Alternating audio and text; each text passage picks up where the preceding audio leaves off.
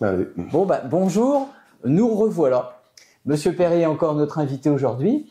On a décidé de répondre à vos questions. Vous nous avez posé de nombreuses questions sur notre vidéo « Derrière l'épaule du diagnostiqueur, les moyens de chauffage ». Et on a eu beaucoup de réactions. On a oublié des choses, on s'en excuse. Et on est là pour vous donner toutes ces réponses. Alors, je vais déjà parler de Pascal, Rudy, j'ai ma fiche, hein, Jacques, Régine qui nous ont dit « Ben ouais, mais pourquoi vous nous avez pas parlé de la PAC RR ?» Bah oui, c'est de ma faute, je vous ai orienté là vers la PAC sur la géothermie, on est parti.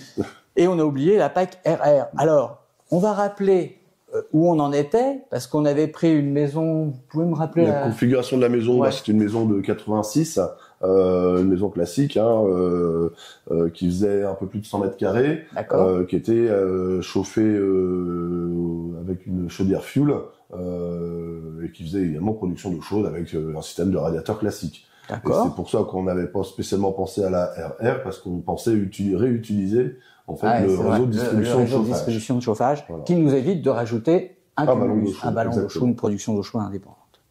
Donc là, pour rappeler les chiffres, on était à 239 et on était en catégorie F avec cette fameuse chaudière fuel.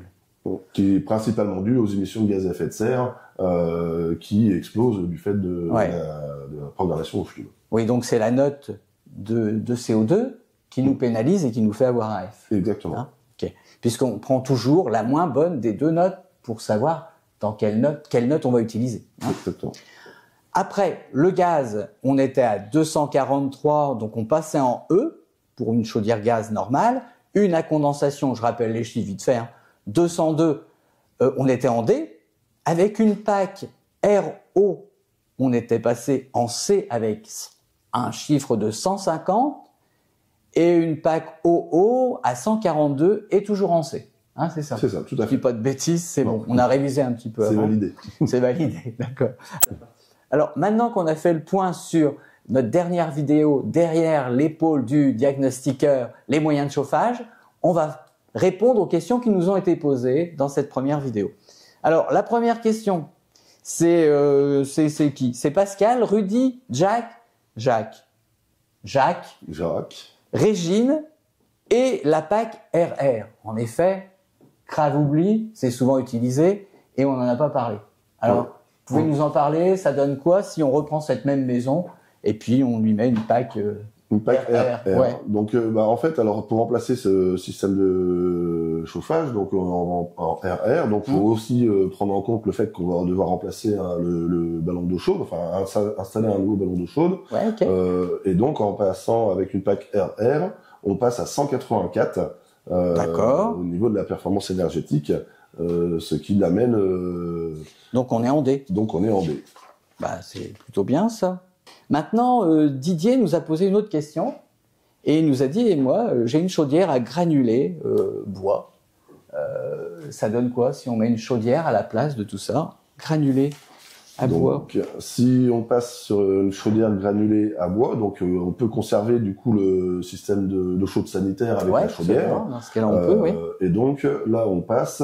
On serait à 231 au niveau de la performance énergétique. Donc là, et on serait en D, et également au niveau des émissions de gaz à effet de serre, donc qui pénaliseraient pas le plus l'étiquette. Donc, alors, en fuel, on était à 239, mais pénalisé par le CO2, ce qui nous faisait en F. Exactement. Alors que là, on n'est pas pénalisé par le CO2.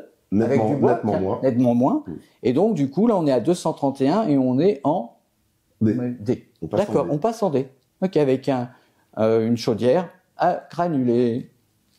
Un poêle à granules, ouais, tout à fait. Avec la chaudière, une chaudière à granules, c'est quasiment identique, c'est-à-dire qu'on va passer à 232, donc on est exactement dans la même ordre. Et puis on l'avait préparé avant. Et si on met des bûches, parce qu'on va nous poser la question, c'est exactement grosses bûches de 5 ans, c'est exactement pareil. C'est exactement le même résultat. Exactement donc tout le bois, on sera en D et on aura des scores vers les 231. Voilà. Alors, qu'est-ce qu'il y avait d'autre comme question? Chauffage bois, c'était pour Aquarelia, ça doit être un pseudo, je suppose. Donc on a répondu à ça. En même temps. Donc voilà, je peux vous renvoyer quand même sur notre première vidéo pour ceux qui ne l'ont pas vue, derrière l'épaule du diagnostiqueur, les moyens de chauffage. Voilà, j'espère qu'on n'a rien oublié ce coup-ci. J'espère aussi. On réfléchit 2 secondes. Non, on n'a rien oublié. Bon, je pense qu'on est pas mal. Je pense qu'on est pas mal. Écoutez, je vous remercie d'avoir écouté cette vidéo. Et puis à bientôt pour une autre. Au revoir. Au revoir.